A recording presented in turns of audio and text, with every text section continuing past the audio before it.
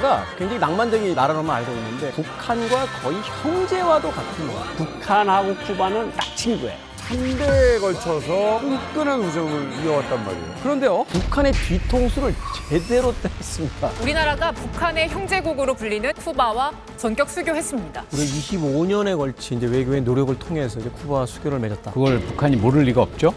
1988년 서울올림픽이잖아요. 쿠바만 안 왔습니다. 김일성 동지가 가지 말라면 우리 안 간다. 오준 대사님이 쿠바 대사 만났을 때도 물밑에서 북한이 엄청 방해했어요. 고위급들을 쿠바에 보내가지고 뭐라고? 수교하면 안 된다. 번번이 방해를 했었는데 뒤통수를 맞은 거죠. 그래서 지금 쿠바에게 맞은 뺨, 일본에게 러브콜을 보냈다. 한미일 동맹이 강화되고 있으니까 이거를 또 깨야 되겠다는 생각도 하고. 북자 문제를 해결하지 않고 국일 정상하는 일은 절대 없습니다. 일본 측이 파악한 숫자는 17명이거든요. 김여정이 뭐라 그러냐. 납북자 얘기를 하지 마라. 그래. 전제 조건이. 김정은이 자기 편이라고 아주 믿고 있는 푸틴 형님에게 배신당하는 그날까지 할 겁니다. 이제 만나러 간다. 진짜 서운하겠네요. 서운하지. 순간 상상했어. 아니 그런 거 있잖아. 믿는 도끼에 발등 발등 찍힌다 찍힌다. 뭐 이런 얘기 있는데 믿는 사람한테 배신당하고 있는 거 있죠. 아, 그렇죠. 있지 않을까요? 저요? 네. 저는 중간중간 뭐 한 번씩 맞고는 합니다. 경찰이라고. 발가락 없어. 아 맞아. 친한 사람들에게 뒤통수 맞는다는 건 복싱으로 얘기하면 일종의 카운터 펀치예요. 아주 그 들이박는 거기 때문에 충격이 더 할 텐데. 맞습니다. 혹시 김종민 씨 네. 쿠바 하면 생각나는 거 있어요? 아, 쿠바 또 유명한 것들 있잖아요. 뭐 럼주도 유명하고, 뭐 올드카, 뭐 그리고 또 해밍웨이 뭐저 그, 하바나 네, 뭐 이런 카페 뭐 이런데. Ahora que la tormenta minora y hay una luz que asoma al final del camino. Parece que ya ha llegado la hora de alumbrar sin demora hacia un nuevo destino y hacerlo distinto. 그거의 음악 부에나비 부에나비스타 소셜 클럽.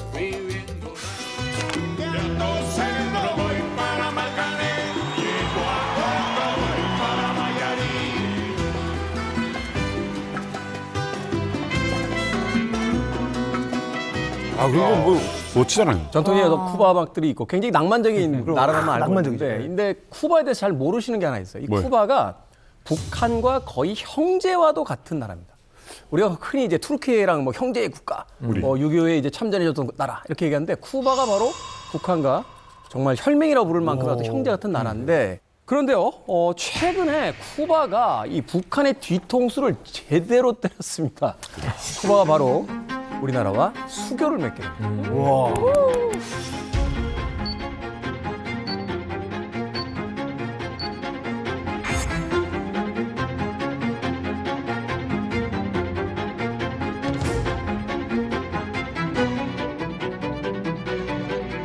우리나라가 북한의 형제국으로 불리는 공산주의 국가 쿠바와 전격 수교했습니다.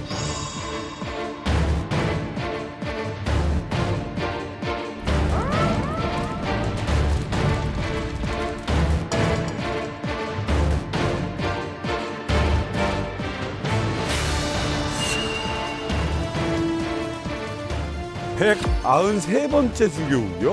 와.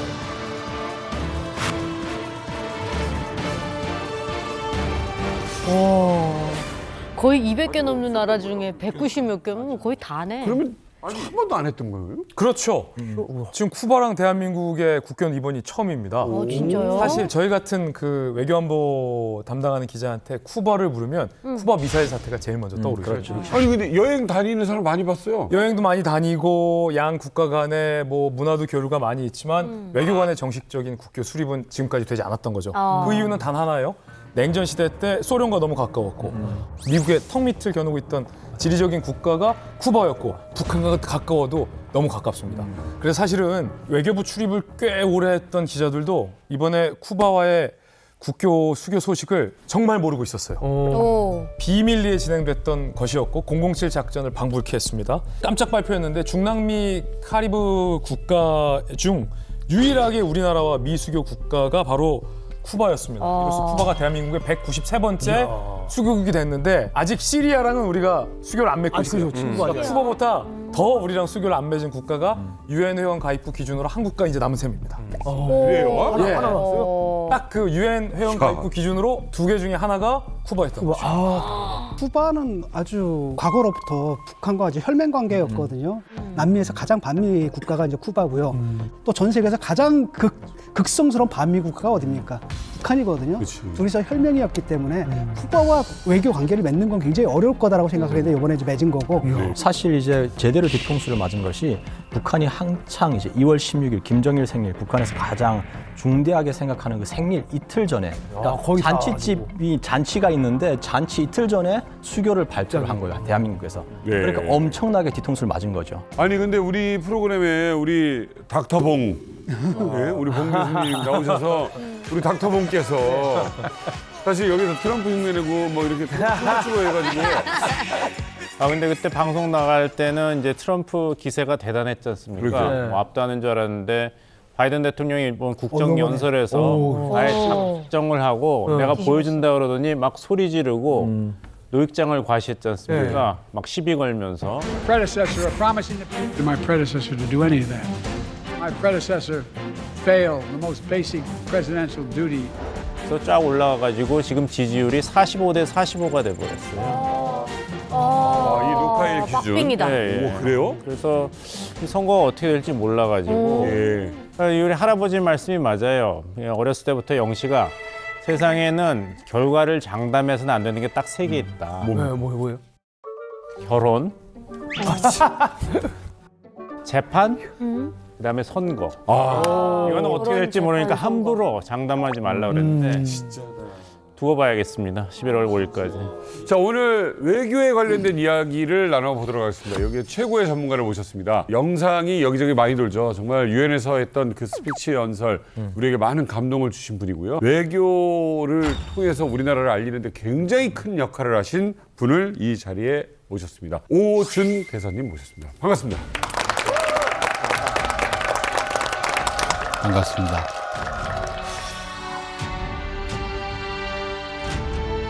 The pursuit of WMDs by the regime that is causing the hardship of the North Korean people. I would say in Korean, 이제 그만하세요. Or please stop it now. 와, 저 이거는 봐도 이 연설은 좋아요. Our term on the council started and is ending with the North Korean issue. This must be just a coincidence. But I'm saying this with a heavy heart because for South Koreans, people in North Korea are not just anybody's. 그렇지. That one day in the future, when we look back on what we did today, we will be able to say that we did the right thing for the people of North Korea, for the lives of every man and woman, boy and girl who has the same human rights as the rest of us. Thank you. 지금 들어도 감동이에요. 연설에는 흔히 두 종류가 있다라고 하잖아요. 차가운 연설이 있고 뜨거운 연설이 있는데 우리에게 북한 주민들은 그저 아무나가 아니다라는 그 이야기가 굉장히 인상적이었던 건 아주 차갑고 냉정한 논리를 통해서 아주 뜨거운 감정을 불러일으키게 했던 그런 장면이었기 때문에 참 여러 사람들에게 회자가 됐었거든요. 그런데요, 최근에 김정은이 이제 한민족이 아니다, 적대국이다, 이제 갈라선 두 개 완전히 다른 나라다라는 이야기를 했습니다. 대사님께서는 이 이야기 들으셨을 때 더 많은 생각이 드셨을 것 같아요. 생각이 많았는데요. 제가 저 때 10년 전이죠. 2014년이니까 최초로 북한 인권 문제가 안보리에 올랐을 때 저 이야기를 한 거는 북한 주민이 우리에게 아무나가 아니다. 우리 형제 자매다. 이제 이 이야기를 그래서 우리는 북한 인권 문제가 다른 어떤 유엔의 의제와는 다르다. 이거를 얘기한 거 아니겠습니까? 네. 근데 김정은이 지금 얘기하고 있는 거는 우리가 이제 더 이상 한민족이 아니고 다른 나라다 하는 얘기는 결국 정부가 그렇다는 뜻인 것 같아요. 우리가 북한하고 형제자매라고 할 때도 우리가 김정은을 얘기한 건 아니죠. 그럼요. 북한 주민들을 이야기한 거였기 때문에 저는 김정은이 뭐라고 하든 그 사실은 변하지 않는다 그렇게 생각합니다. 여기 이만갑에서 오준 대사님을 모신 특별한 이유가 있습니다. 사실 이번 쿠바와의 그 수교에 있어서 이 물밑 작업을 정말 많은 분들이 했잖아요. 또 오준 대사님도 굉장히 애를 많이 쓰신 걸로 알고 있습니다. 쿠바 대사와도 만나셨나요? 네, 제가 유엔 대사였을 때 제가 유엔 대사를 했을 뿐 아니라 이제 유엔 경제사회이사의 의장을 했거든요. 맞습니다. 그래서 경제사회이사회는 유엔의 중요한 기구이기 때문에 쿠바 입장에서도 저하고 협조를 해야 되니까 둘이서만 만나서 점심을 먹자 그랬더니 저는 그때 이 사람이 이걸 받을까 안 받을까 자신이 없었죠. 왜냐하면 외교관이 둘이서만 만나서 점심을 먹는다는 거는 누가 듣는 사람 없이 얘기할 수 있는 거잖아요. 그래서 사실 북한 외교관들은 1대1로 하는 데는 잘 안 나오죠. 항상 누구랑 다른 사람하고 같이 다니죠. 그런데 이분이 이제 응했어요. 그래서 둘이 점심을 먹으면서 여러 가지 솔직한 이야기를 할 수 있었는데 우리가 이제 관계 개선에서 수교할 때가 되지 않았냐 제가 이렇게 얘기를 했더니 관계 개선하는 건 좋은데 외교 관계 수교를 하는 거는 아직 우리가 준비가 되지 않았다. 근데 그런 이야기는 그 사람이 그냥 머릿속에서 나와서 갑자기 한 게 아닙니다. 다 자기 나라에다가 지침받아. 이 사람을 만나게 돼 있는데 뭐라고 내가 가서 얘기하면 되냐 이렇게 다 지침을 받아서 하는 거고 저도 마찬가지고 저도 외교부에다가 쿠바 대사를 만나서 내가 뭐라고 얘기하면 되겠냐 이런 걸였기 때문에 그때까지는 관계는 뭐 개선해도 좋지만 우리는 수교할 준비는 안 돼 있다. 이것이 입장이에요. 이제서야 그 입장이 바뀐 거죠.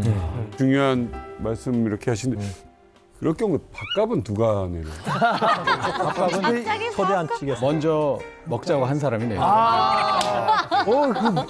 얼른 궁금해졌어요. 아니, 그리고 보면은 쿠바 여행 같은 데 많이 좀 갔었거든요. 저는 그래서 뭐 수교가 이게 돼 있는 건 줄 알았는데 아니 이게 왜 쿠바랑 이제 수교가 된 거예요? 쿠바는 북한과의 관계 때문에 우리랑 수교를 안 했다 이렇게 보셔야 됩니다. 그 정도로. 북한과의 의리, 과거 냉전 시대에는 우리하고 북한이 서로 한 나라라도 더 외교 관계를 맺으려고 경쟁을 했죠. 그러니까 우리가 유엔에 가입하기 전에는 우리를 국가로 인정해달라 하고 다른 나라에게 부탁을 많이 했죠. 예. 아마 북한도 그때 상당히 그랬을 것 같아요. 그래서 경쟁이 붙는구나. 네, 수교는 피델 카스트로 그리고 북한의 김일성에서부터 시작된 그런 어떤 끈끈한 관계, 거의 뭐 혈맹 관계라고 할 수 있는 그런 것 때문에 한국과 수교하는 거는 일종의 의리를 저버리는 거다 이런 생각이 강했던 것 같고요. 나는 노력했네. 그런데 이제 김일성도 죽었고 카스트로도 죽었잖아요, 몇 년 전에. 그러니까 그치. 어떻게 보면 쿠바도 이제 그런 부담에서 벗어났다. 기회를 보고 있었다. 근데 그 기회가 2014년에 왔다. 보고 놀라셨겠어요, 뉴스 보고. 왜 그러니까 우리 외교 장관이 뭐 쿠바를 방문했다는 거 물밑 작업은 뭐 외교관 또 이렇게 감이 있잖아요. 이게 뭔가 노력을 하고 있다는데 갑자기 딱 발표 듣고 굉장히 놀라긴 했어요. 굉장히 놀랐는데 이제 쿠바는 이제 앞에서도 이야기했지만 한마디로 정리를 하면 전후 관계예요. 북한하고 쿠바는 전후. 그러니까 너네는 사회주의 동방초소 조선, 사회주의 서방초소 쿠바. 우리는 북한은 전호라 그래요. 한 참호를 같이 쓰는 혁명적 동지. 이게 어떤 느낌인가 하면 우리말에 이제 찐친이라고 그러잖아요. 북한하고 쿠바는 북한 말로 딱 친구예요. 그러니까 한마디로 정리를 하면 중국은 좀 도와주는 맏형 같은 존재인데 잔소리를 많이 해. 그래서 좀 싫어해. 간섭을 많이 그 하는. 러시아는 별로 둘째형이긴 한데 필요할 때만 조금씩 뭘 좀 도와주고 그다음 입 싹 닫는. 근데 쿠바는 그냥 돈도 잘 빌려주고 물건도 잘 보내주고 뭘 해달라면 잘해주고 정말 자기 와이프한테도 말 못하는 걸 자기 찐친한테는 얘기하잖아요. 그런 친구한테 뒤통수를 맞은 거야. 딱 하고 맞아서 아마 김정은 머리에 아마 혹이 나지 않았을까.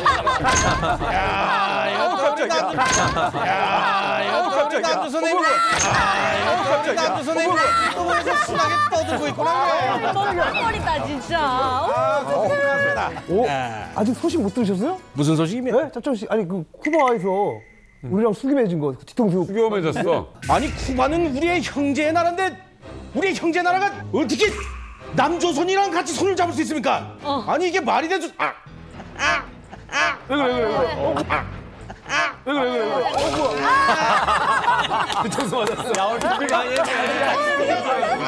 이거 머리 내가 봐. 뒤통수가 왜 이렇게 얼얼한가 했더니 이거 후보한테 배신당해서 뒤통수를 제대로 맞았구만 이거. 안 되겠어. 앞으로 우리 북조선에서는 쿠바에서 유명한 럼주, 시가, 뭐 모히또 모든 거를 불매 운동하도록 하겠습니다. 근데 그거 당신만 먹잖아.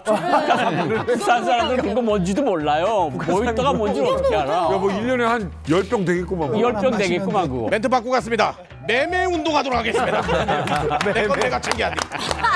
야, 웃긴다. 자, 어쨌든 우리 짭정은 씨가 저렇게 분노하는 이유가 우린 형제 나라다라고 했잖아요. 그렇죠.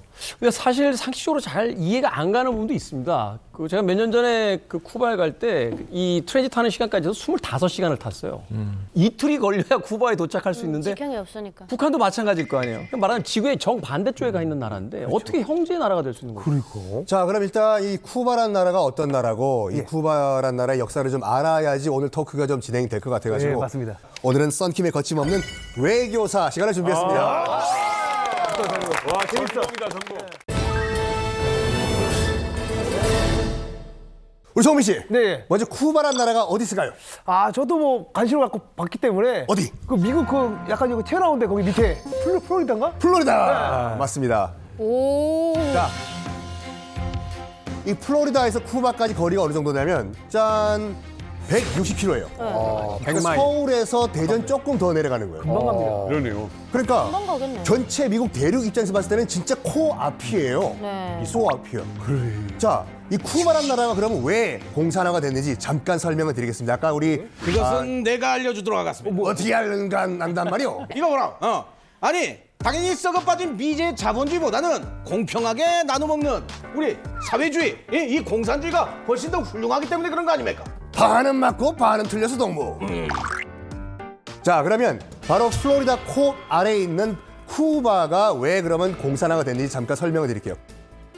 1492년 콜럼버스가 인도 찾아가지고 길을 잘못 들어가지고 서쪽으로 가다가 지금 서인도 제독 도착하면서 쿠바는 유럽사에 등장을 해요.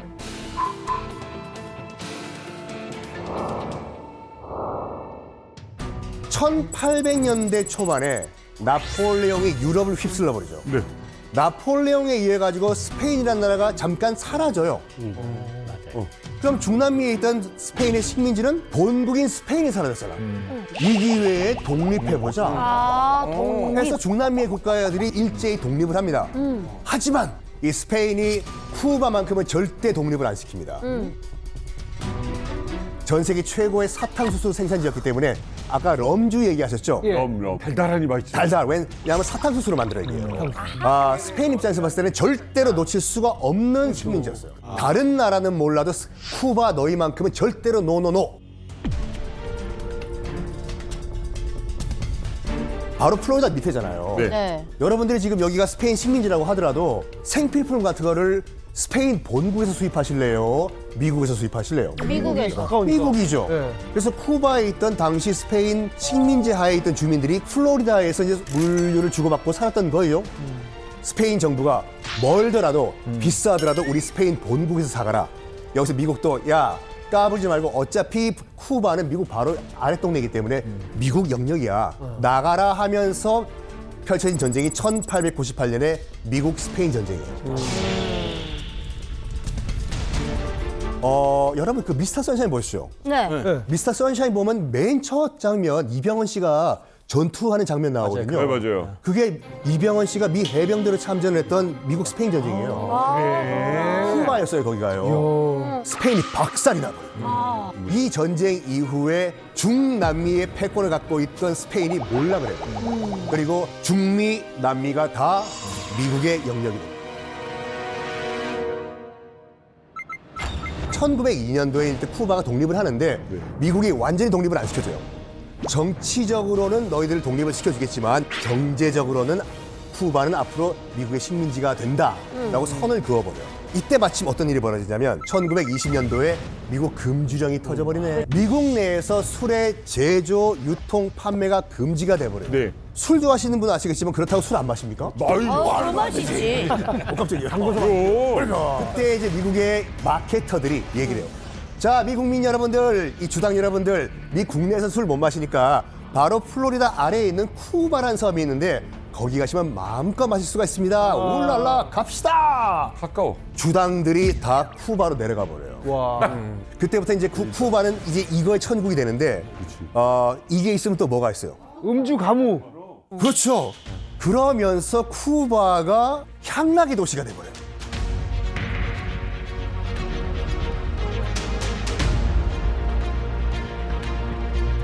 쿠바의 제1 인컴 소스였던 사탕수수 농장마저 싹 다 미국인 소유들이 돼 버립니다.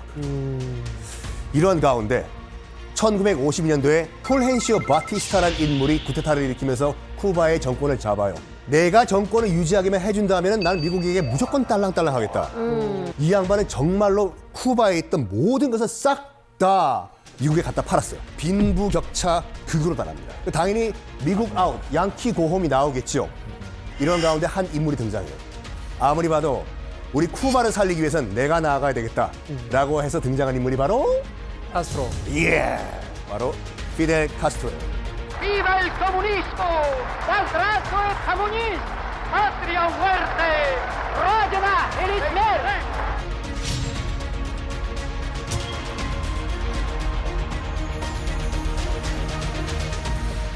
그 피델 카스트로 양반은 우리 할아버지하고 굉장히 친했던 사람입니다. 예. 그래서 내래 저분에 대해서 조금 공부를 해봤는데 저 카스트로 양반이 부자였던 아버지와 그 가정부였던 오마니 사이에서 태어난 그 사생아입니다. 똑같네. 열심히 공부해서 변호사까지 된 아주 훌륭한 사람입니다. 변호사가 됐음에도 불구하고 약간 집안 내력이 좀 아쉽지 않습니까? 그래가지고 약간 반골 기질이 있었어요. 그래서 바로 1953년에 몬카다라고 하는 쿠바 군 기지를 습격을 해요. 이거는 군사 반란입니다. 정부 군 기지를 피델 카스트로 변호사가 철컥 무장을 하고 덮친 거예요. 와, 이거 그럴 수가 있어요? 철컹철컹 잡혀요. 원칙대로 하면은 국가 전복죄로 얘는 사형이에요. 사형이죠. 네. 근데 장인어른이 바티스타 정권의 또 고위직이었어. 웬만하면 우리 사회 좀 빼주지 그래.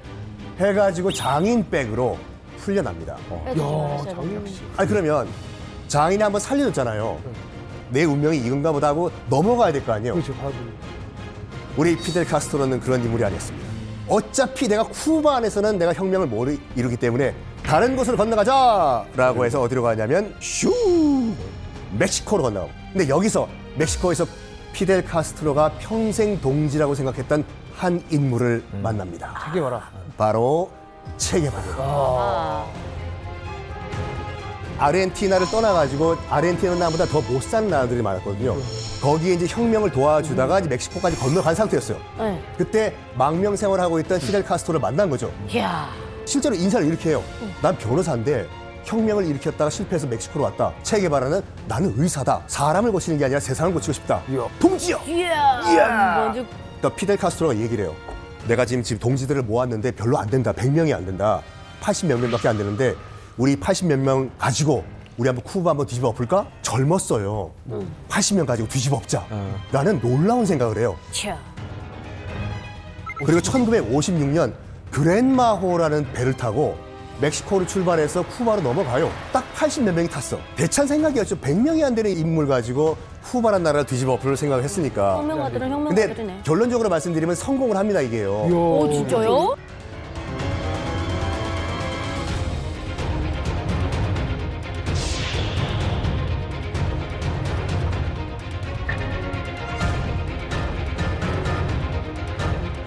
(1959년 1월) 드디어 쿠바 혁명을 성공시킵니다.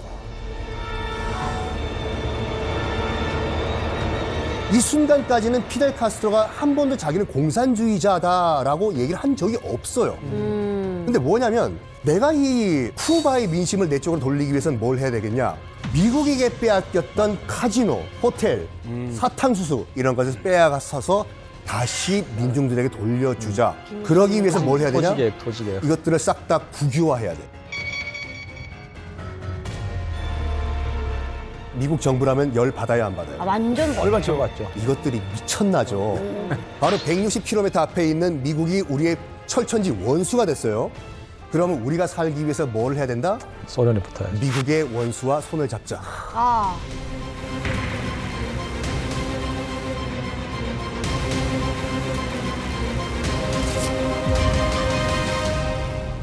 소련도 믿을 수가 없는 나라다라고 느낀 계기가 있었습니다. 바로 62년도 쿠바 미사일 위기. On the island of Cuba, unmistakable evidence has established the fact that a series of offensive missile sites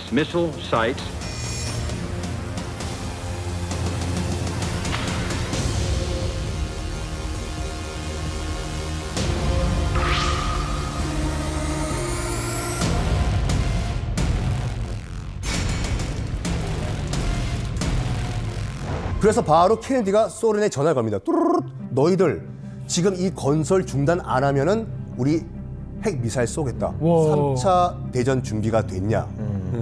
소련 입장에서 봤을 때도 여기서 물러나면 체면이 말이 안 되잖아요. 일단 못 먹어도 고라.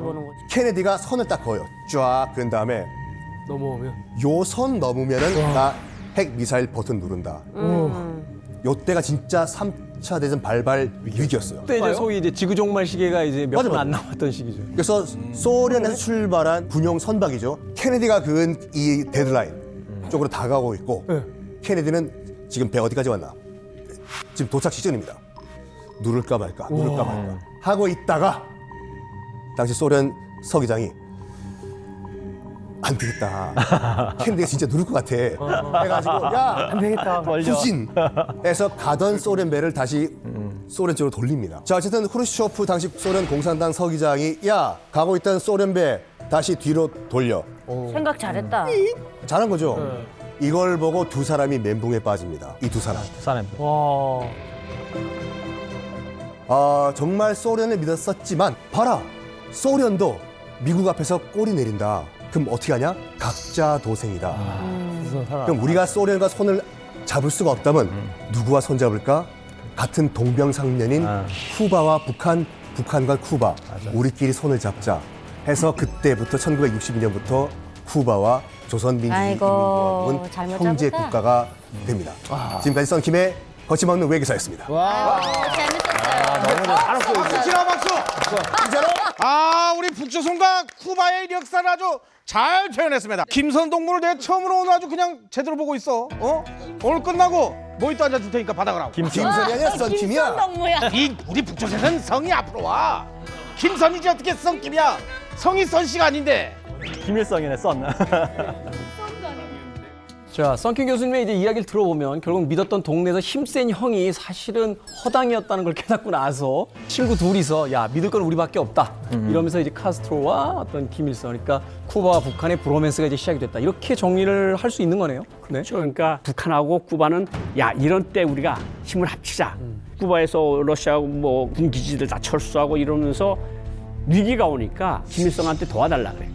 그러니까 김일성이가 그때 남조선 혁명 하겠다고 만들어놨던 AK 소총 10만 정을 무상으로 줍니다. 그 당시에 북한은 살림살이가 괜찮았던 거예요? 그 60년대는 그래도 좀 괜찮았어요. 그래서 그거하고 기관총, 지뢰 모든 보병 무기를 줘요. 그러니까 카스트로는 굉장히 고맙죠. 그런데다가 대사를 보내는데 외교관 보내지 말고 군 장군, 전략을 아는 군 장군을 좀 보내라 대사로. 그러니까 김일성이가 박중국이라고 유명한 상장이 있어요. 별 3개짜리. 너가 대사로 가. 그래서 가서 쿠바군을 지휘를 해요. 전쟁 경험이 있던 인물이었구나. 그 경험이 많은 사람이니까. 그래가지고 어쨌든 쿠바하고 김일성이는 정말 세계에서 가장 반미적이고 언제 전쟁이 터져도 이상하지 않은 나라들이잖아요. 그러면서 둘이 이렇게 친해서 유명한 구호가 평양 사람들은 알아요. 양키노 쿠바시, 쿠바시 양키노. 양키는 나쁘고 쿠바는 좋다는 그 말을 그렇게 해요. 그래서 쿠바 사람들 만날 때 양키노 쿠바시 그러면 쿠바 사람들 엄청 좋아해. 쿠바시. 쿠바 예스. 그게 북한 사람들 만날 때 그런 양키노 쿠바시 그러면 당신 스페인어 잘한다고. 스페인어 하나도 모르는데 그런 정도로 쿠바하고 북한하고는 친한 거예요. 그러던 1986년 김일성이 피델 카스트로를 평양에 직접 초청을 하고요. 심지어 12,000km를 카스트로가 날아서 노장이 평양으로 옵니다.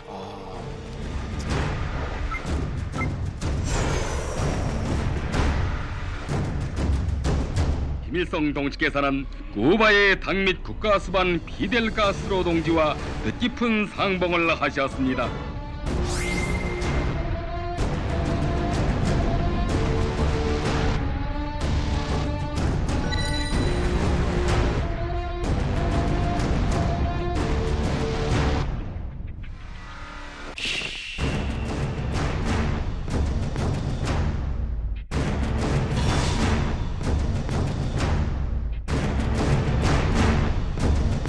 와, 김정일 때도.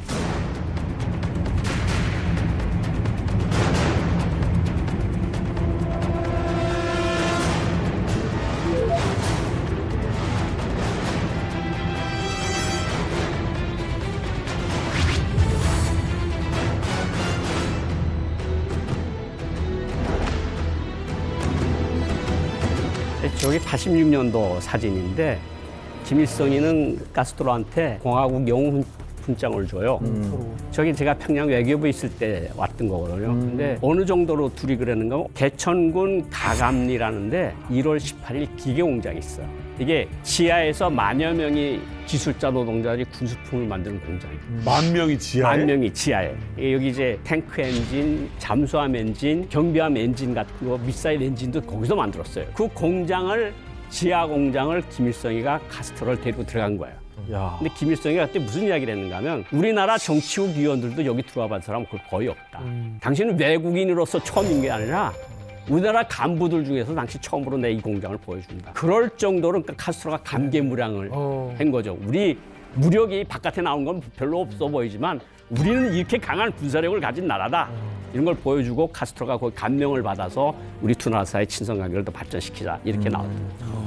외교적으로 상징적으로도 북한에게 쿠바라는 나라가 갖는 중요성은 중국 다음이라는 얘기가 있습니다. 그만큼 북한한테 중요한 나라라는 건데 사실 북한과 쿠바의 우정은 김일성 시절에 이미 시작됐고 그 이후로 또 아들인 김정일 역시 만나가지고 오해를 나누기도 했고요. 그리고 1997년에는 그때가 어떤 때입니까? 고난의 행군 때지 않습니까? 네. 극심한 경제 난 속에서도 북한 청년 500여 명 세계 청년 학생 축전이 벌어지는 쿠바로 또 보내기까지 했었거든요.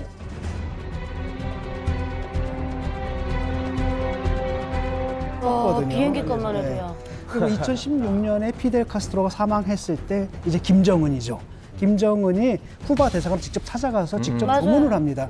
그리고 3일간 국가 애도 기간을 정할 정도로 그 정도 혈맹이었고 그리고 2018년 이후에는요 쿠바의 제1 비서가 되는 미켈 디에스 카넬 부부가 방북해서 또 김정은 부부와 함께 만찬을 즐기면서 돈독함을 과시하기도 했습니다. 진짜 끈끈하네요. 아니 그럼 북한 주민들은 쿠바라는 나라를 되게 좀 친숙하게 좀 생각할 것 같은데 어때요?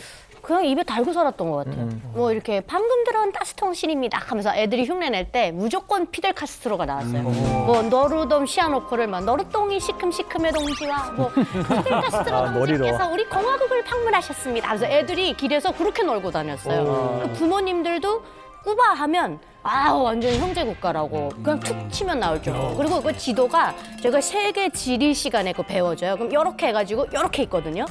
이렇게 해가지고 이렇게 있거든요. 미국 놈들이 이거 잡아먹으려고 입을 확 벌리고 있대요. 그래서 쿠바는 항상 빨갰어요. 세계 지리 그 교과서에 보면 이걸 잡아먹으려고 하는데 쿠바는 끄떡 없다는 거예요. 여기 딱 이렇게 하고 있대요. 이거 딱 찍으면 그냥 나간다는 거죠. 맞아요. 저희한테 엄청 그렇게 가르쳤고 항상 부모님 세대에서 그걸 좀 자랑스럽게 자식들한테도 얘기를 했었고 그다음에 김정은이 또 2023년 4월에 그 지금 쿠바 대통령이 재선출됐을 때 축하한다고 굉장히 최근이잖아요. 축하한다고 막 이런 전문까지 막 보내고 했었어요. 그러니까 북한 사람들 마음속에는 아직까지는 그래도 쿠바가 뭔가 형제 국가였던 거죠. 쿠바 하면 북한 사람들 흔히 생각하는 건 그냥 사탕. 그렇죠. 맞아, 사탕. 알사탕. 그러니까 이런 얘기들을 하는 거죠. 이제 사탕이 평양시에 좀 풀리면 쿠바 동지들이 보내준 거다. 맞아요. 그리고 사탕수수가 있으니까. 그렇죠. 북한 사람들이 설탕을 그렇게 좋아해요. 그리고 설탕 가루를 선물로 간부들한테 줘도 간부들도 좋아해요. 맞아요. 그만큼 희귀한 물건이야. 네, 기회예요. 근데 그거를 주는 유일한 국가가 쿠바야. 그래서 쫙 평양 시내 설탕가루가 팔리면 쿠바에서 10,000톤짜리 설탕을 실은 배가 하나 들어왔군. 청진항이나 뭐 원산항에 들어왔다 이럴 정도로 쿠바하면 사탕이에요. 맞아. 자, 어쨌든 김일성, 김정일, 김정은 이 3대에 걸쳐서 끈끈한 우정을 이어왔단 말이에요. 그런데 이제 대한민국과 수교를 하겠다. 야, 우리나라 대단해. 외교관들 그 틈을 삐죽고 들어가는 거 아니에요? 어떻게 들어가? 이게 뭐 쿠바가 아닌 밤중에 홍두깨도 아니고 갑자기 뭐 한순간에 마음을 바꿔서 어제까지는 대한민국이 적성 국가였는데 오늘부터는 야 아니다 우리 노선 갈아타자 촥 이렇게 간 게 아닙니다. 외교는 이렇게 한순간에 바뀌지 않습니다. 우리 정부가 계속 쿠바를 향해서 러브콜을 보냈고요. 오준 대사님이 유엔 대사로 계실 때가 2015년이셨죠. 5년, 6년? 그렇죠. 그러니까 그때도 우리 정부는 대한민국 정부는 물밑에서 쿠바와의 국교 수교를 위해서 노력을 했고 첫 순간은 아마 1999년일 겁니다. 당시에 미국 주도로 계속 이제 쿠바를 경제 제재하고 있었는데 유엔 총회에서 쿠바를 대상으로 한 미국의 경제 봉쇄를 일시적으로 중단하냐 마냐의 결의안이 상정됐어요. 근데 당시 이제 대한민국 정부가 1999년에 미국의 입장을 대변한 게 아니라 미국의 경제 봉쇄를 중단해야 한다. 라고 대한민국이 의결을 합니다. 표결을 합니다. 이게 굉장한 사건이었어요, 당시에. 그리고 바로 그 다음에 2000년대에 들어서 대한민국이 쿠바에 수교를 제안합니다. 그러니까 그때부터 1999년부터 계속 쿠바에게 마음의 빚을 하나 쌓아가다가 지금 이 결실이 나온 거죠. 우리가 25년에 걸친 이제 외교의 노력을 통해서 이제 쿠바 수교를 맺었다. 이제 좋은 소식이긴 합니다만 우리 입장에서 사실 얼핏 생각하기엔 쿠바에서 과연 우리가 뭘 얻어? 우리가 사탕수수 때문에 쿠바하고 수교를 맺는 건 아닐 텐데 하는 생각을 하게 되거든요. 어떤 이유가 있는 겁니까? 정확하게 말씀하셨는데요. 근데 외교는 덧셈만 있는 게 아니죠. 외교의 다른 쪽면은 뺄셈이지 않습니까? 북한한테 이렇게 소중한 나라였는데, 중요한 나라였는데 등을 돌리고 우리랑 국교 정상화했다는 것은 우리한테 플러스란 면도 있지만 북한한테는 대단한 마이너스가 되기 때문에 그 충격을 이제 북한이 느끼고 있는 것이죠. 왜냐하면은 이제 북한은 더 이상 한반도에서의 유일한 정통성을 이야기할 수가 없는 것이죠. 쿠바가 이제 양쪽에 다 수교를 했으니까요. 김정은 정권 입장에서도 이게 생각하지 못한 이제 꼬이는 국면이 있는 것이죠. 지금 계속 나오고 있는 것이 쿠바와 북한은 뭐 우정이 있는 나라, 가족이다, 형제다, 의리하는데 그 영화 있지 않습니까? 부당거래. 거기서 이제 부패한 경찰, 거기 조폭들이 서로 배신하잖아요. 그러니까 나타나서 아니 너희는 가족인 줄 알았는데 그러니까 이제 씩 웃으면서 가족 같은 사이라 그랬지 언제 가족이라고 가족 같은 가족은 아닌데 맞아요. 북한의 오랜 우방인 쿠바와 수교를 한 것이 외교적인 성과이기도 하지만 사실은 조금 길게 보면 실질적인 눈에 보이는 이익도 있을 수 있습니다. 왜냐하면 쿠바는 아까 지도에도 보셨지만 카리브해에 있는 섬나라로서는 큰 국토를 가지고 있고 우리 한국보다 더 큰 면적의 국토를 가지고 있고 인구도 300만이나 되니까 그 지역 카리브로서는 아주 큰 나라이거든요. 노동력이 있다는 얘기이기도 하고 경제적인 잠재력 있죠. 세계적으로 내놓을 수 있는 그런 브랜드들도 있고 분야에 따라서는 또 지금 쿠바가 전력난이 심한데 이제 그런 태양 발전이라든지 우리가 가서 이런 거 우리가 가서 해줄 수 있는 것들도 많고 또 쿠바에는 광물이 많이 나요. 그래서 그 2차 전지 산업 이런 데 사용할 수 있는 광물도 있고 그러니까 지금은 미국의 제재 때문에 활성화가 안 되고 있지만 우리가 좀 길게 본다면 우리와의 상호 경제 관계도 잠재력이 크다 이렇게. 그리고 이제 지금까지는 아까 우리가 초반에 얘기했듯이 쿠바에 놀러 가면 사실 좀 불안한 요소들이 있었잖아요. 대사관이나 영사관이 없었으니까. 그래서 뭐 여권을 놀다가 분실할 경우에는 멕시코에 있는 주 한국 대사관으로 가서 다시 뭐 재발급 받아야 되고 이렇게 절차가 되게 복잡했대요. 네네. 근데 이제는 그냥 거기서 바로 설치가 끝나면 거기서 바로 되는 거니까 그런 것도 있고 사실 또 지금 남미의 한류가 엄청나잖아요. 맞아요. 그래서 그런 문화 교류도 엄청나게 일어나지 않을까라는 기대감도 굉장히 크다고 합니다.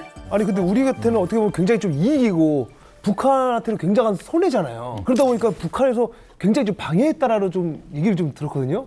어떤 식으로 좀 방해를 좀 했나요? 그렇죠. 북한 입장에서 보면 특히 우리가 지금 얘기한 것처럼 지난 25년간 공개적으로도 많이 얘기했고 노력도 했고 이러니까 그걸 북한이 모를 리가 없죠. 그렇죠. 그러니까 이제 예를 들어서 우리나라에서 외교장관이 쿠바에 가서 쿠바 외교장관을 만난 적도 2번 있는데 그때마다 북한은 그 전 또는 후에 고위급을 이수영 외무상이라든지 최영해라든지 김영남이라든지 이런 고위급들을 쿠바에 보내가지고 한국하고 수교하면 안 된다. 아마 이렇게 얘기했겠죠. 수교만은 막자. 조금 이런 경제관계는 약간 있고 관광객이 있는 건 어쩔 수 없더라도 이런 생각을 가지고 노력했던 것 같습니다. 또 북한이 또 우리를 견제한 것도 있지만 또 쿠바도 북한의 눈치를 많이 봤던 것 같아요. 그 대표적인 게 1988년 서울올림픽이잖아요. 네. 그때 공산권 국가도 다 참석했거든요. 그렇지. 그런데 쿠바만 안 왔습니다. 그건 뭐 당연히 이제 북한의 강력한 요청에 의해서 그렇게 된 거고요. 또 우리 측에서 이제 쿠바와 수교를 하겠다는 의사를 내비친 게 2015년이었는데 근데 바로 그 해에도 당시에는 수석 부의장이었던 미겔 디아스 카넬 이 사람이 또 북한을 또 방문합니다. 아이고. 그래서 또 북한과 또 우위를 과시하기도 했고요. 네. 또 최근에 2022년 때 그 유엔 총회에서 우리 측에서 이제 양국 외교장관 회담을 갖다가 제안을 했거든요. 근데 쿠바 측에서 상당히 부담스러워하면서 그걸 거절한 적도 있었어요. 88 올림픽, 서울 올림픽처럼 진짜 네. 한국엔 나쁜 짓 많이 했는데 한국엔 나쁜 짓 많이 했는데 그때 원육. 정치공 되게 많이 하셨어요. 반성 많이 합니다. 근데 무슨 일에 관여하셨어요? 87년도에 11월 달인데 소련을 비롯해서 모스크바랑 해서 이제 친북한 나라들을 돌았어요. 네. 근데 쿠바에 갔어요. 쿠바에 가서 김영남 부총리 겸 외교부장이 단장이고 우리는 수행원이고 네. 가서 이제 카스트로를 만났어요. 그래서 어떻게 이야기를 하는가 하면 서울올림픽이라는 것은 한반도 위에 매달린 큰 칼이나 마찬가지다. 당신네가 만약 서울올림픽에 참가하면 이 칼이 뚝 떨어져서 한반도가 허리가 둥덩 잘리는 거다. 김영남이 이렇게 딱 이야기했어요. 카스트로가 말이 길어질 것 같으니 알아서 우리 안 간다. 김일성 동지가 가지 말라면 우리 안 간다. 그리고 안 갔어요. 그리고 저녁에 연회를 차린다고. 그래서 우리는 야 이거 뭐 또 엄청나게 먹었죠. 엄청난 진수성찬이 차려지겠군 하면서 갔는데 자기 집에 초청을 했어요. 카스트로가 자기 집에 초청했는데 그때 제가 뭘 느꼈는가 하면 요리사 아줌마 하나하고 카스트로가 요리를 해요. 우리 탁에다 앉혀놓고. 이야. 그리고 와서 요리를 운반해서 갖다 놓고 앉았는데 이 군복이 카키색 군복을 입었어요. 카스트로가 피델 카스트로가 항상 여기 옷섭이 다 해져서 달았어요. 아이고. 또 군화 신고. 이게 뭐하고 오버랩되는가 하면 금수산 기념궁전하고 집이 오버랩되고 금수산 기념궁전에 그 진짜 진수성찬 차려주던 김일성 연회장하고 너무 다른 거야. 야 이거 공산주의 하려면 이렇게 해야 하는 거 아닙니까? 진짜다. 근데 거기에 너무 많은 의미가 네. 포함돼 있어요. 그러니까 그 사람도 맞다. 진짜 공산주의는 여기서 공산주의를 하는 거다. 그랬던 나라가 결국은 그때부터 몇 년이 흘렀잖아요. 뭐 수십 년이 흘렀잖아요. 이게 이념 가지고만 살 수 없는 거 아니에요. 그렇죠. 백성이 공산주의 이념만 가지고 먹고 사는 건 아니거든. 그러니까 자기네도 국민들을 먹여 살리고 빵을 줘야 되니까 한국하고 수교할 그런 필요성을 그렇게 느낀 거죠. 이만갑이 정말 대단한 게 우리나라랑 쿠바를 방해하려던 북한 외교관과 우리나라와 쿠바의 관계를 정상화하려는 대한민국 외교관이 지금 같이 앉아 계세요. 외교 통일. 짭정은 씨, 우리하고 쿠바 사이 좀 방해하느라 좀 바쁘셨겠어요? 아니 뭐 김정은이가 이렇게 뭐 할 일이 없어 보입니까? 나는 솔직히 그 남조선 예민아이들이 뭘 하는지 뭐 궁금하지도 않습니다. 예. 우리 북조선은 우리의 일정대로 그냥 하고 싶은 대로 이렇게 항상 하고 있는데 이 남조선에서 우리를 방해하는 거 아닙니까? 아니 보니까는 우리 북조선하고 쿠바 사이를 누가 이간질하고 있었는데 그 누군가고 왔더니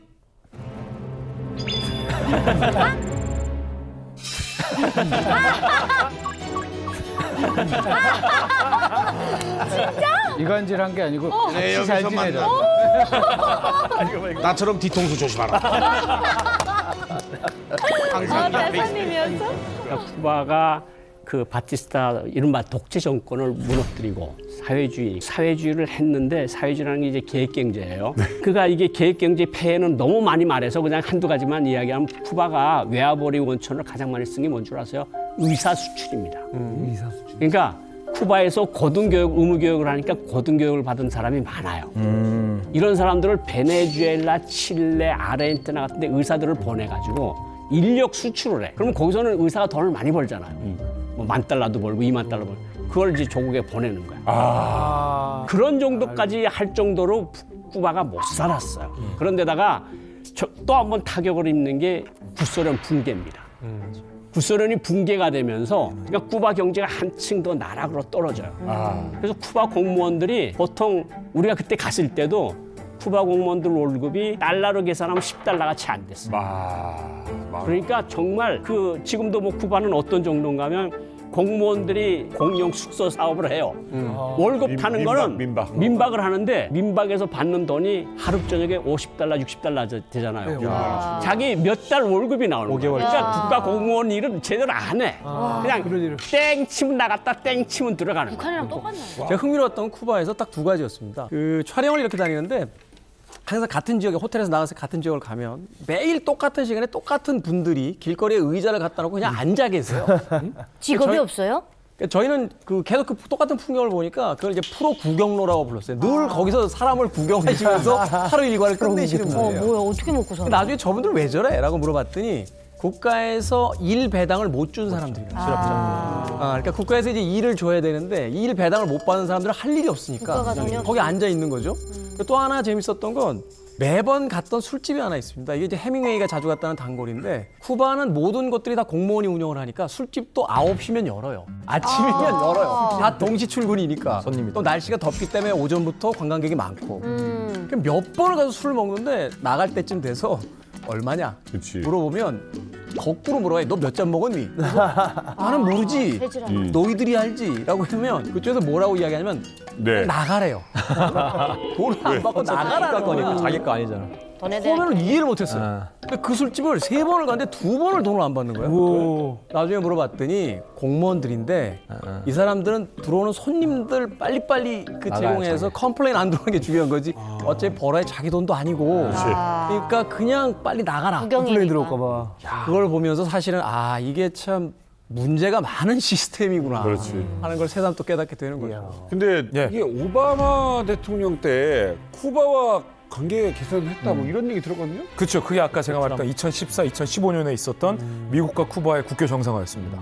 그러니까 좀 숨통이 트였어요. 그때 오바마 대통령이 손을 내민 거죠. 그래서 테러 지원국도 해제하고 국교 정상화를 선언하면서 미국과 쿠바 관계가 참 훈풍이었어요. 그런데 트럼프가 두둥 등장을 하면서 지금까지 있었던 모든 상식은 상식이 아니다. This president can reverse them, and that I will do unless the Castro regime meets our demands. I am canceling the last administration's completely one-sided deal with Cuba.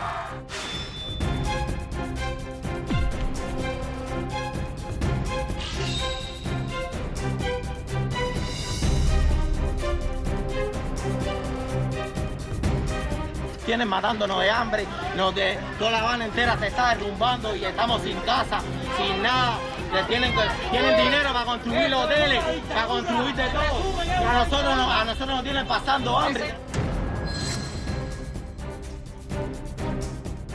미국 국내 정치를 잘 봐야 되는 게 미국 대통령 선거는 우리나라 대통령 선거랑 틀린 게 직선제가 아니에요. 직접 투표가 아니라 선거인단을 받아야 되는데 270명 과반수. 플로리다가 굉장히 중요해요. 29명이나 할당이 돼 있거든요. 근데 플로리다는 아까 설명하신 대로 쿠바에서 넘어온 반쿠바, 반경책을 지지하는 층이 많기 때문에 플로리다 선거인단을 잡으려면 쿠바에 대해서는 강경책을 써야 돼요. 트럼프가 지난 대선에서도 플로리다를 이겼거든요.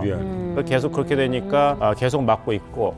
그래서 불법 체류자 문제가 네, 미국의 제재가 지금 계속되면서 지금 쿠바가 사회주의 국가 아니겠습니까? 북한처럼 완전하게 배급 체계가 끊긴 건 아닌데 사실 배급 체계 자체가 좀 흔들리고 있고 그러다 보니까 심지어는 이제 아동들을 위해서 분유 지원을 요청할 정도가 돼버린 겁니다. 특히 이제 코로나 이후에 쿠바의 주 수입원이 뭡니까? 관광객이거든요. 그러니까 코로나 이후에 엄청나게 타격을 받았고 그래서 지금 아바나 같은 경우에는 일주일에 뭐 4번 정도 정전이 된대요. 한 번 정전이 되면 하루에 한 10시간 정도 정전이 된다고 합니다. 그런 것도 전력 북한과 사정도 안 닮았다. 좋고 사실 굉장한 극심한 경제난에 지금 시달리고 있다고 합니다. 우리나라랑 손 잡아야 되겠다. 그러네. 맞아. 그리고 미국이 아직 경제제를 풀지 않고 있으니까 그리고 유럽 국가랑 국교 정상화 이미 돼 있는데 더 나올 건 없고 그러면 세계 경제 적어도 10위권에 있는 한국한테 눈길을 줄 수밖에 없죠. 그렇지. 아니 오준 대사님 이게 수교를 우리가 맺겠다라고 하면 북한이 이걸 모를 리는 없을 것 같고 방해하지는 않았을까요? 과거에 항상 방해했죠. 그래서 저는 이번에 이제 좀 전격적으로 했잖아요. 그래서 유엔 대표부 간에 하자 하는 얘기를 하고 일주일 후에 이제 실제로 발표가 됐는데 전격적으로 한 거는 제 생각에는 쿠바 입장에서 볼 때도 어떤 의미에서는 북한의 체면도 살려주는 거죠. 만약에 발표를 하면서 자 우리는 일주일 후에 수교하기로 했다 이렇게 발표를 하면 일주일 동안 북한이 어떻게 해야 되겠습니까? 그러니까 뭐 막는 모습을 보여야 되는 건지 화를 내야 되는 건지 어떻게 이렇게 되잖아요. 그러니까 할 바에는 전격적으로 하는 게 북한에게도 체면을 살려주는 길이다 이렇게 보시면 될 것 같아요. 제가 이번 쿠바와의 어떤 국교 수교의 주역이었던 외교부 장관을 통해서 그 뒷이야기를 좀 전해 들었거든요. 뭐 제임스 본드는요 울고 갈 정도의 그냥 막점 맞고 비하인드 스토리가 숨어져 있습니다. 그랬을 것 같아요. 일단은 북한이 알면 안 돼요. 그러니까 기자들도 알면 안 돼. 그리고 대한민국과 쿠바 양국 이외에 다른 국가들이 알면 안 돼. 정말 은밀하게 해야 돼서 쿠바 외교 차관과 우리나라 외교부 장관이 2번 정도 물밑에서 은밀하게 만났어요. 한 번은 과테말라에서, 한 번은 우리나라에서 만났어요. 은밀하게 만난 거죠. 그런데 당시 북한의 눈치를 좀 많이 봤다고요. 쿠바 차관이나 쿠바 공무원들이. 그래서 우리나라에 대한 기대감은 준비되어 있는데 쿠바 외교 차관이 이렇게 얘기했다고요. 스페인어로 sin prisa, sin pausa. 그러니까 서두르지 않되 멈추지 말자라고 얘기했다는 거예요. 이건 외교부 장관이 듣기에 야 이거 오준 선배한테 했던 얘기랑 좀 다른데 2015년에 쿠바가 보였던 공식적인 워딩이랑 다르다는 거예요. 그때는 국가 외교 관계는 하지 말자. 수교 관계는 아직 아니다. 하고 선을 쫙 그었는데 이제는 멈추지 말자라고 한 거예요. 씬 포우자 이렇게 얘기했다는 거죠. 그래서 그때 딱 우리 외교부에서 준비한 비장의 무기를 탁 꺼내들었어요. 쿠바 외교 차관, 우리나라 외교부 장관 딱 만났다잖아요. 근데 어떤 노래가 쫙 흘러나왔냐면 쿠바의 국민 가수 부에나비스타 소셜 클럽의 노래를 쫙 틀었습니다. 맞췄다잖아. 이 노래잖아. 그러면 이 노래를 듣고 있는 쿠바 외교부 차관 입장에서는 그러면 우리나라 외교부 장관 입장에서는 이 노래 듣는 짭정은 입장에서는 기분 나쁘지만 그러면 오준 선배 입장에서는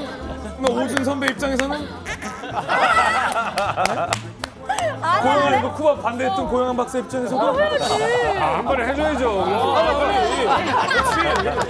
그러니까 부에나비스타 소셜 클럽은 말 그대로 우리 입장에서 봤을 때 거의 아리랑급이거든요. 그렇죠. 일이 잘 안 풀리는데 아리랑 아라리가 나온 거야 지금. 그래가지고 이제 감동을 받았으니까 일이 좀 잘 풀리나 싶었는데 좀 어떻게 협상 좀 하자. 그랬더니 이제 쿠바 측에서는 의도는 좋지만 아직까지 우리가 좀 풀어야 할 문제가 있다라고 차일피일 또 협상을 미루는 거예요. 그래서 또 한 해가 지나가고 그래서 우리 협상단도 이제 이게 정말 우리가 노력을 했음에도 불구하고 이게 물 건너간 것이 아닌가라고 하고 있었는데 2024년 2월 7일 주 유엔 한국 대표부 황준국 대사 앞으로 한 통의 전화가 갑니다. 여보세요? 헬로우? 누가 걸었냐? 보니까 바로 주 유엔 쿠바 대표부 대사였어요. 전화가 왔다. 먼저 건 거 아니에요 지금? 네, 그렇죠. 먼저 건. 일단 무슨 용무로 전화가 오셨습니까? 그랬더니 쿠바 측에서는 일단 만나자고. 일단 가보자. 중요한 이야기가 있다는 뜻이죠. 그렇지. 만나자. 자, 왜 부르셨습니까? 친목이 흘러. 그때 쿠바 대표부 대사가 이런 말합니다. 한국과 의미 있는 교류를 원한다. 드디어 2000년 첫 수교 제안 이후에 24년 만에 쿠바와의 수교가 성사되는 그 순간이었습니다. 옆에 계셨죠? 그러니까 지금 얘기하는 거 되게 옆에 있었어. 모든 사건 옆에 있었어. 이렇게 은밀하게 만났다. 부에나비스타 소셜 클럽 음악을 틀어줬다. 이런 얘기를 듣고 전화를 했어요. 왜냐면 확인을 해야 되니까. 작년에 그렇게 은밀하게 만나서 쿠바 재즈 틀어줬다며. 그랬더니 틀어줬지. 못 틀어줬는데 그랬더니 관타나메라 틀어줬지. 그러니까 음악이 좀 틀렸어요. 아까 그게. 그래서 제가 춤을 안 춘 거예요. 그 노래 썼어야 되는데. 곰파이 세군도에 관타나메라를 틀어줬다고 하더라고요. 이게 체크를 직접 할 수 있는. 너무 잘했다. 제가 너무 잘했다 그랬어요. 쿠바 입장에서는 북한하고 워낙 가까웠으니까 정말 찐친이니까 우리도 주의를 기울일 수밖에 없고 쿠바도 마찬가지죠. 셧업하고 조용히 그냥 갑시다 우리. 이걸 또 쿠바에 들어가서 우리가 대표단이 들어가서 하면 또 쿠바 각 외무성이나 각지에 또 그 친북 분자들이 있어. 친조선 분자들이. 또 우리나라 들어와서 또 뭘 한다 그러면 여기 또 언론인들 또 냄새나고 뭐 쿠바 뭐 외교장관이 왔대. 이런 것보다는 차라리 그냥 뉴욕에서 뭐 외교관들 만나는 건 자연스러우니까 조용히 만나서 일주일에 땅 합시다. 딱 발표 안 되면 뭐 북한은 그냥 꿀먹은 벙어리야 돼. 지금 아무 소리 못 하고 있는 거야. 근데 북한 입장에서는 쿠바가 우리하고 수교를 맺었다고 해서 함부로 또 그렇게 바로 맺힐 수 있는 관계는 또 아니잖아. 야, 이 정도면 거의 뭐 007 작전 수준이다라고 이야기했는데 첫 버전에 있어서 뭐 액션이나 뭐 이런 것들이 없더라도 국가 간의 어떤 수교가 훨씬 더 이렇게 긴박하게 이루어질 수 있다는 게 굉장히 흥미롭습니다.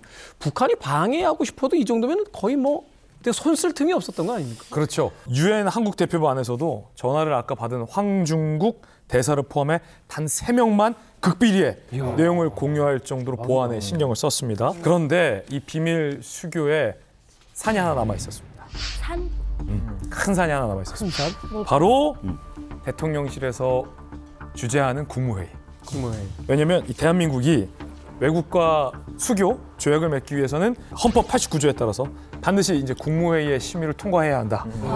라는 내용이 있는데 문제는 국무회의의 사전 안건으로 올라가는 순간 그건 대통령실을 취재하는 기자들에게 다 풀이되는 상황이잖아요. 그래서 외교부에서 007 작전을 여기 한 번 더 쓴 거예요. 어떻게 하냐면 국무회의가 진행 중에 이른바 즉석 안건, 쪽지 안건으로 착착착착 수거가 됩니다. 그러니까 대통령이라고 가정을 하면 국무회의 중에 오, 연기 잘하신다. 거기 있었네. 거기 있었어. 나는 거기가 취재가 돼. 자, 이제 즉석에서 즉석 안건으로 간략 보고를 하고 국무회의에서 통과를 시키고 다시 이 종이를 수거합니다. 이야. 그리고 마지막 회의 결과 때 이제 브리핑을 하거든요. 기자들에게 브리핑도 하고 백 브리핑도 하는데 그때 추가 안건이 있었다는 사실조차 함구했습니다. 그러니까 대한민국 기자들도 모를 수밖에 없었죠. 그러니까 얼마나 또 저희가 철두철미하게 했냐면은 사실 이 수교 협상이 미국 땅에서 우리 동맹의 나라에서 이루어졌는데 미국에도 심지어 사전에 통보 안 하고 2월 14일 당일날 이야기합니다. 그러니까 그만큼 이제 이 쿠바와 한국의 그런 수교 협상이 엄청나게 물밑에서 진행됐던 거죠. 아니 근데 쿠바 쪽에서 수교를 맺자고 이제 연락이 온 게 2월 7일이었잖아요. 근데 왜 일주일 후인 14일에서야 수교를 맺게 된 거죠? 양국 정부가 국무회의라는 공식 절차를 걸쳐서 안건을 상정하고 결정할 시간은 필요하죠. 정도 일주일 정도면 이제 결과가 나오는 건데 2월 14일이 무슨 날인지 잘 아시죠? 아, 그렇죠. 발렌타인데이. 그렇죠. 근데 이제 쿠바가 또 카톨릭 국가이기 때문에 발렌타인데이가 굉장히 의미가 있죠. 우리 할아버지께서 말씀하시기를 이 소련하고 중국은 이 뒤통수를 칠 수가 있어도 쿠바만큼은 절대 배신하지 않는다. 아주 호언장담을 했습니다. 근데 내내 그걸 소식을 듣고 너무 열이 받아가지고 우리 여정이한테 바로 담화문을 발표하라고 지시를 내렸습니다. 영상 보라. 왜 직접 하지? 왜 자꾸 동생시켜?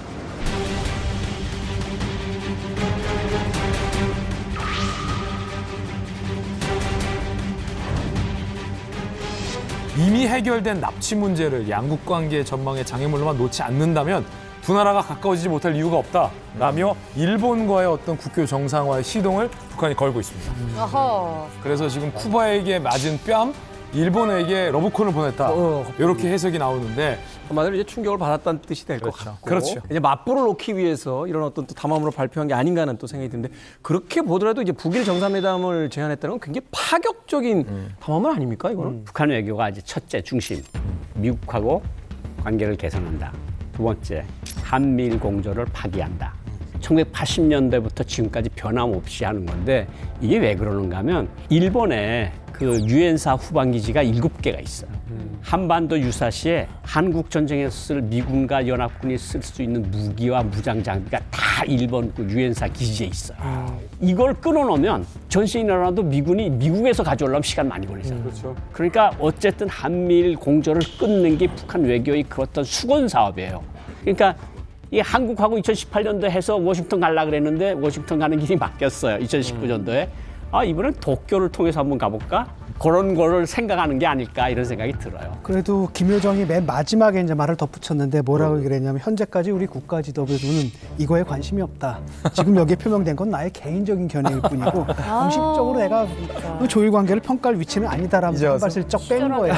그러니까 한편으로는 자기들이 이제 고립되니까 우리도 너희들도 고립시킬 수 있어. 일본과 관계를 틈으로써 하는데 누가 믿어주겠어요. 그러니까 싹 빼면서 내 개인적 견해일 뿐이야 하고 빠지는 거죠. 일종의 저 응수타진을 한 거죠.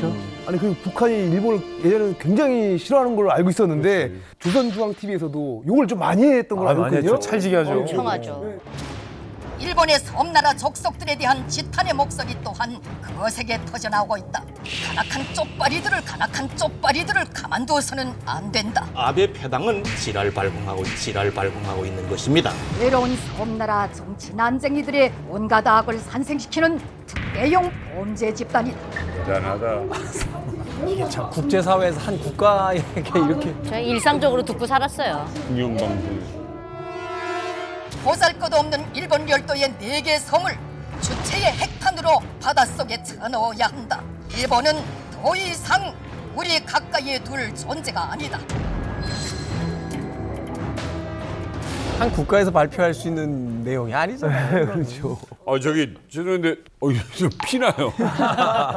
근데 저런 저게 말을 예, 한국 분들이 듣기에는 막 이렇게 섬뜩섬뜩한가 봐요. 아니, 저희는 너무 평상시에 계속 듣고 살아가지고 그래서 북한에는 오죽했으면 영화를 만들어도 일제강점 시기에 순사가 북한의 그 노동자들을 얼마나 잔혹하게 막 그 똥물을 퍼먹이고 이런 영화를 어릴 때부터 보여줘요. 그러니까 그 정도로 한국보다는 더 미국보다도 더 사실은 이 한이 있어요. 그랬는데 갑자기 뭐 일본과 뭐 이렇게 탁 친선의 뭐 자세를 취하면 교과서에서 가르쳐줬던 거 그동안 TV에서 우리를 세뇌시킨 거랑은 너무 다른데 이런 좀 뭔가 혼란스러울 것 같아요. 교육적으로는. 아니 그 북한이란 나라가 이게 정상 국가가 아니라 전시 국가예요. 그러니까 저렇게 항상 선동적인 어법들 이런 것들이 그냥 일상화가 돼버린 거죠. 우리 같은 경우 정말 극단적인 경우에 정말 적과 일전을 치룰 때 그러니까 장병들한테 싸우는 아니 지금 전쟁 중에 러시아하고 우크라이나도 저렇게는 이야기 안 하는 것 같은데. 근데 사실 그 반일 교육을 많이 해요. 근데 일정 수준에 올라간 간부들은 일본에 대해서 그렇게 생각 안 해요. 왜냐하면 우선 일본 엔화를 김정일 때부터 너무 좋아해요. 그래서 조총련 간부들이나 일본에 있는 뭐 조총련 사람들이 가면 007 가방이라고 있죠. 네. 거기에 그냥 엔화 10,000원짜리 가득 채워서 김정일한테 갖다 바치고 그랬거든요. 그러니까 간부들 속에서는 일본 엔화, 유로, 달러 다 나쁜 나라 돈이잖아요. 그거 좋아하고 담배도 일본 피스, 마일드 세븐 이게 최고급 담배야. 백성들한테는 그냥 미워하고 뭐 아가리가 어쩌고 욕을 해도 자기네는 또 그렇지 않다고. 맞아. 증오심을 심어주고. 그리고 이게 외교부 사람들 같은 경우는 뭐냐 하면 어차피 돈 나올 거는 일본밖에 없다. 식민지 배상금을 물어야 되니까. 그런데다가 한미일 관계가 강화되고 있으니까 이거를 또 깨야 되겠다는 생각도 하고. 그러니까 머릿속이 너무 복잡해. 그러니까 김여정이 말한 것도 마지막에 이건 그냥 내 개인 생각이야. 그냥 국가 지도부하고는 아무 상관없어 이러는 것도 이런 복잡한 속내를 보여주는 거라고 생각해요. 하지만 일본 입장에서 북한하고 손잡는 거 지금 가능합니까? 그렇죠. 지금까지 얘기는 그건 김여정 입장이고 맞아, 북한 일본 사람들은 전혀 다르게 생각할 수 있잖아요. 그리고 지금 일본은 대한민국과 관계가 너무 그 어느 때보다 좋거든요. 그래서 제가 일본의 입장을 직접 취재했습니다. 과연 일본 국민들은 김여정과 북한의 이 같은 담화에 대해서 어떤 입장일까?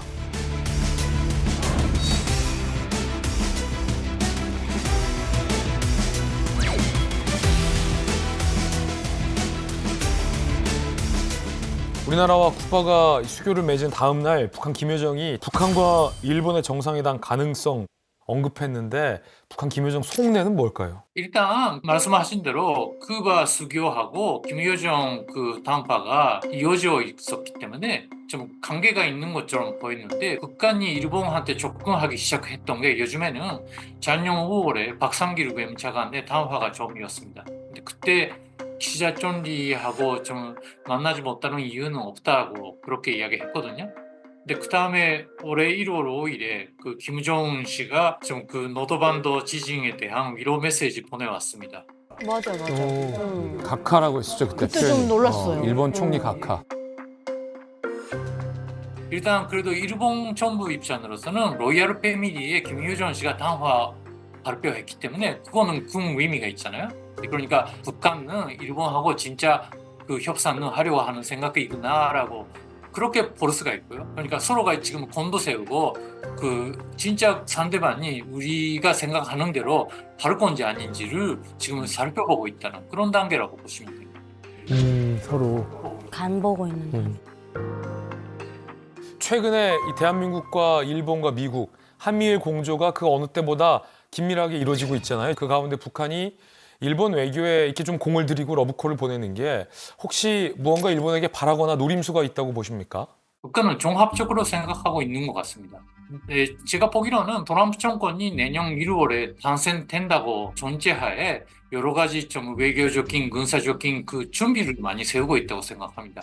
2019년 그 하노이에서 북미 정상회담이 실패했을 때 많이 연구했다고 합니다. 왜 그게 그 성과가 얻어내지 못했을까?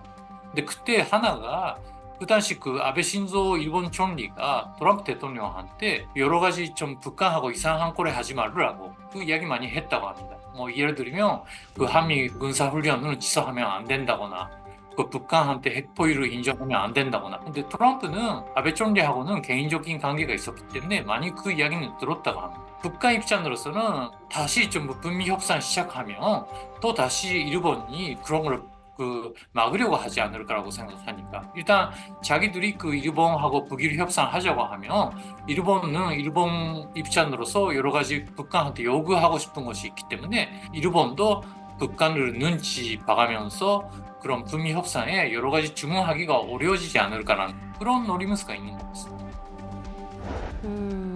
근데 사실 우리가 쿠바와 수교를 맺었다는 그 달콤한 어떤 열매만 취했을 때는 아닌 것 같아요. 바로 이 예를 통해서 우리가 또 새삼 느낄 수 있는 게 국제정세라는 게 사실은 서로 간에 이익만 있다라면 어제 형제 같은 관계, 친구 같은 관계들도 언제든지 급변할 수 있다는 거잖아요. 맞아요. 북한과 사실은 일본도 어떤 외교적인 이익만 확실하게 보장이 된다면 언제든지 관계 개선을 할 수 있다. 이렇게 봐야 되는 거 아닙니까? 뭐 가능성은 열려 있죠. 서로 간의 이익이 맞는다면 거래는 성사가 가능한 건데 제가 2018년 12월에 그 관방장관이 주최하는 납북 피해자 그 가족 모임에 초청되어서 발표를 한 적이 있어요. 네. 매년 12월에 관방장관 주최로 그 행사를 하는데 기시다 총리는 이 납치 피해자 가족분들이 고령으로 다 돌아가시기 전에 적어도 유해 송환과 진실 규명은 해드려야 된다. 한을 풀어드려야 된다. 이것은 무슨 일이 있어도 우리가 최선의 외교 노력을 기울여서 실현시켜 드려야 된다는 그런 명령을 외교부랑 정부 관리에게 내렸어요. 그래서 북한이 원하는 것은 아까 김여정 담화문에서 나왔지만 다 해결된 문제는 얘기 안 한다는 것이고 일본 입장에서는 납치 문제 해결이 중요하지만 그것 때문에 우리가 미국하고 한국과 등을 돌리고 북한 비핵화 문제를 소홀히 할 수는 없다는 것이기 때문에 이 간극이 앞으로 어떻게 메어질 것인가, 메어질 수 있는가 이것이 우리의 관전 포인트입니다. 납치자 문제는 참 일본에서 벗어날 수가 없는 얘기예요. 네, 사실 지금도 기시다 총리가 어떤 공식적인 자리에 나갈 때는 그 푸른 리본이라고 그러죠. 그 납북자들을 데려오겠다 하는 의지의 표명이라고 할 수 있는 그 리본을 달고 나가고 굉장히 민감한 국내 정치적 사안이기 때문에 일본과의 관계 개선에는 이것이 굉장히 이제 중요한 요소가 될 수밖에 없고요. 과거에 사실 북한 인권 문제에 관한 결의안 같은 거를 협상할 때도 일본이 꼭 잠깐 납북권 문제를 내야지 납북 문제를 이렇게 꼭 짚고 넘어가는 굉장히 중요한 이슈이기 때문에 일본에게는 그걸 감안할 필요가 있습니다. 아니, 우리나라에도 이 납북 피해자분들이 좀 많은 걸로 알고 있는데 일본인 납북 피해자분들은 몇 분이나 되시는 거예요? 일본 정부가 공식적으로 밝힌 건 17명입니다. 그래서 일본 정부에서 사라진 17명을 뜻하는 미싱 17이라는 표현을 쓰기도 하거든요. 그중에 가장 대표적인 게 1977년 13살 중학교 1학년 나이로 학교에서 마치고 집에 귀가하던 길에 사라진 요코타 메구미야. 메구미 씨. 네. 이 메구미 양의 행방이 불명됐어요. 그런데 20년이 지난 어느 날 아주 뜻밖의 입에서 메구미의 소식이 전해진 건데 바로 한국으로 망명한 북한 공작원 안명진이 메구미는 북한이 납치한 거다라고 사실을 밝히면서 메구미 양의 실종 사건이 급반전되게 되죠. 20년 만에. 그 당시 이제 메구미의 납북 사실이 일본 사회에 알려지면서 일본 사람들 큰 충격을 받는 겁니다. 황당하지 않습니까? 학교에서 끝나고 오던 학생을 중1짜리 배에서 태워가지고 북한으로 그냥 데려가 버렸다라는 것 아니겠습니까? 그래서 이때 이제 딸을 잃어버린 그 메구미의 아버님이 납치 피해자 가족 연락회라는 단체를 만들어서 전국을 돌아다니면서 서명을 받아요. 그래서 모은 서명이 1,200만 명의 서명을 받죠. 1,200만 명. 그런 가운데서 이제 뭐가 밝혀지냐면 이렇게 납북된 사람이 한 메구미만이 아니다라는 사실이 이제 드러나는 거죠. 여기저기서. 그렇죠. 그래서 이들이 이제 같이 운동을 하면서 일본 사회에 이제 강력한 충격을 주게 되죠. 네, 뭐 피해자들 또 일본의 관심 뭐 이런 게 총리의 방북으로 이어지게 되죠. 2002년 9월입니다.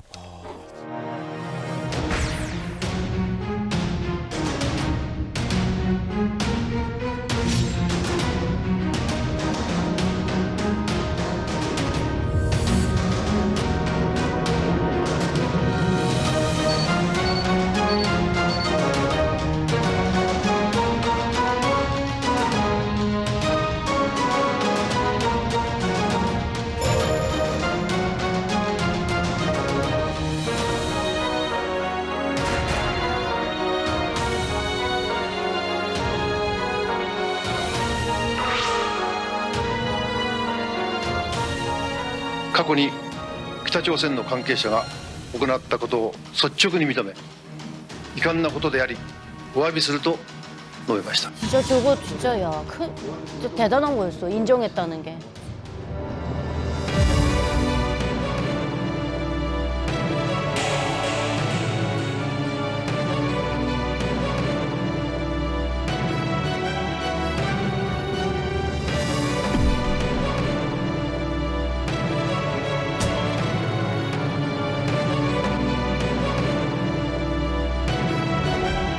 그런 일이 있었다는. 당시 이제 일본과 북한의 정상회담 의제 중에서 가장 중요한 게 바로 방금 보셨던 납북자 문제였습니다. 그때까지만 하더라도 북한의 공식 오피셜 입장은 납북자 몰라?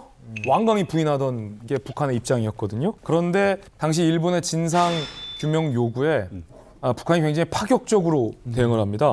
김정일이 직접 일부 막무가내 분자들이 영웅 심리에 의해 일본인 납치를 자행했다라고 인정을 해요.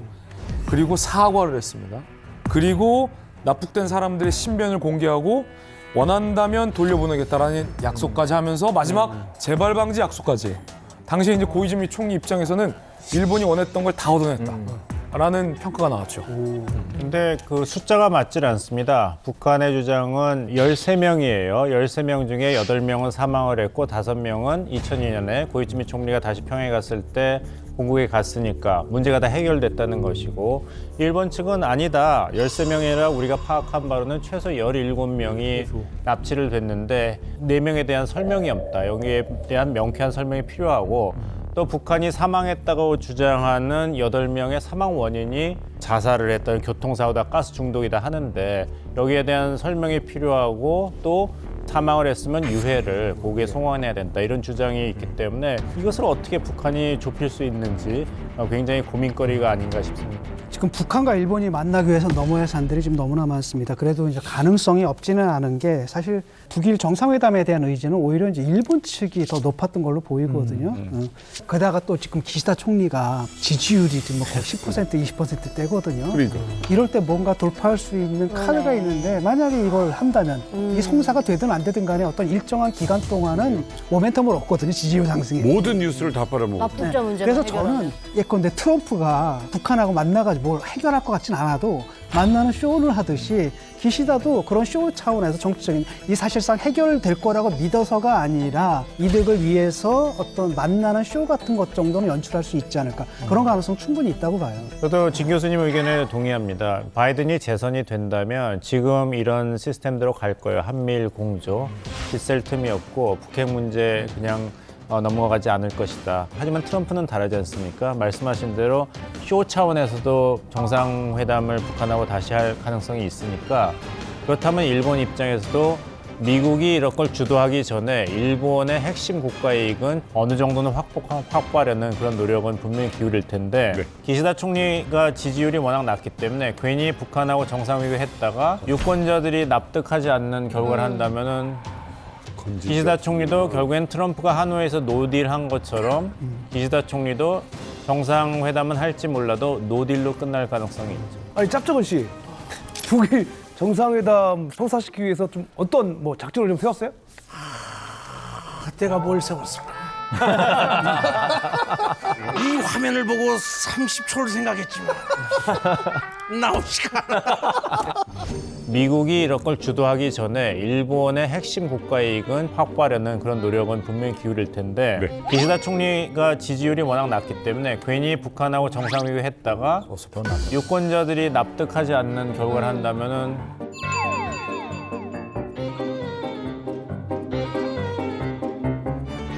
이 화면을 보고 30초를 생각했지만 나오지가 않아.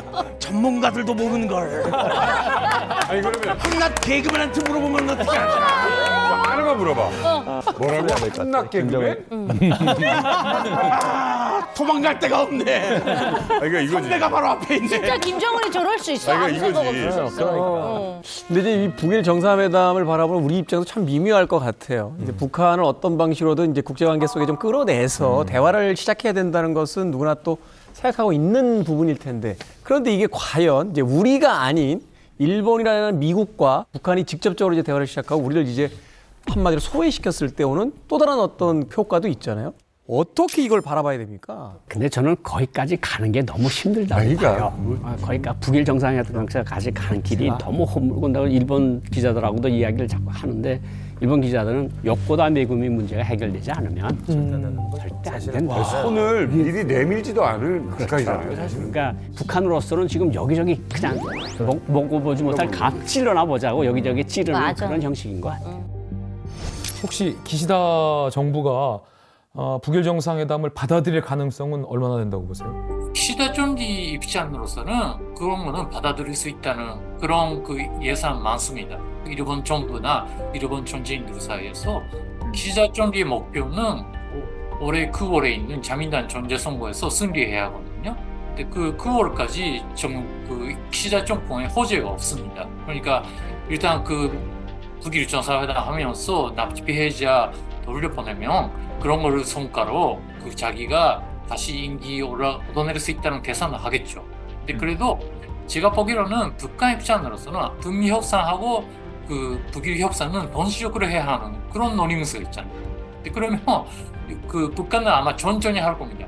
뭐 종합적으로 보면 저는 그 기시다 정권하 그러니까 올해 전반기나 트럼프 정권 탄생하기 전에 북일 정상회담은 이루어지지 않을 거라고 생각하지만 그래도 그 협상은 계속 진행될 겁니다. 자 여기서 트럼프 연결해서 어떻게 생각하는지 한마디만 좀 들어보도록 하겠습니다. 트럼프요? 뭐 일본과 북한 뭐 손잡을 수 있는 겁니까?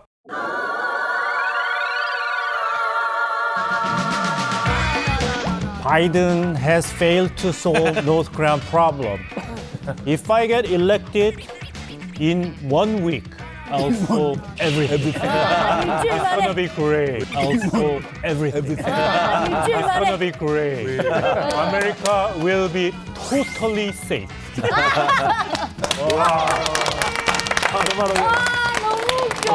얼굴도 약간 비슷하시네요. 근데 흉내내다 보니까 점점 닮아지네. 네, 표정도. 짭정은 씨, 뭐 외교라는 게 서로 이게 주고받는 게 있어야 되는데 앞으로 북한하고 쿠바는 어떻게 되는 거예요? 끊을 거예요? 사실 뭐 이 북조선과 우리 쿠바는 연인과도 같은 사이라고 볼 수 있어요. 연인이라고 보면 뭐 만나다 보면 한 번쯤 뭐 싸울 수 있는 거 아닙니까? 이게 싸우는 게 아니라 딴 사람 만나는 거잖아. 일방적으로 한 번쯤 바람 필 수 있는 거 아닙니까? 한 번쯤 바람 필 수 있는 거 아닙니까? 바람을 이해한다고요? 바람 치고는 형제인데? 한 피인데? 우리가? 어차피 돌아옵니다. 기다려. 환승연애 모릅니까? 언젠가는 집 앞에서 기다리는 서로 애틋한 관계가 다시 이어지지 않을까 이렇게 생각을 합니다. 모든 외화벌이를 담당하는 김씨 왕실의 최종 책임자다. 김정은 금고지기의 사위로 알려진 북한 고위급 외교 인사가 North Korea's acting ambassador in Kuwait, defected to the south, has been living here with his family. 미쳐가고 있는 저 김정은 정권의 실상에 대해서 세상 사람들에게 좀 알려야 되겠다. 탈북하는 사람들을 잡아가지고 생다리를 꽂고요. 와. 제가 이만갑에서 최초 공개하는 것인데 김종남 피살 사건이다 하니까 그 나쁜 놈의 새끼 하면서 막 욕하더라고요. 초상일장이라고 하는 이것만 보게 되면 한 사람 한 사람 피합니다. 그야말로 왕이다. 채널 A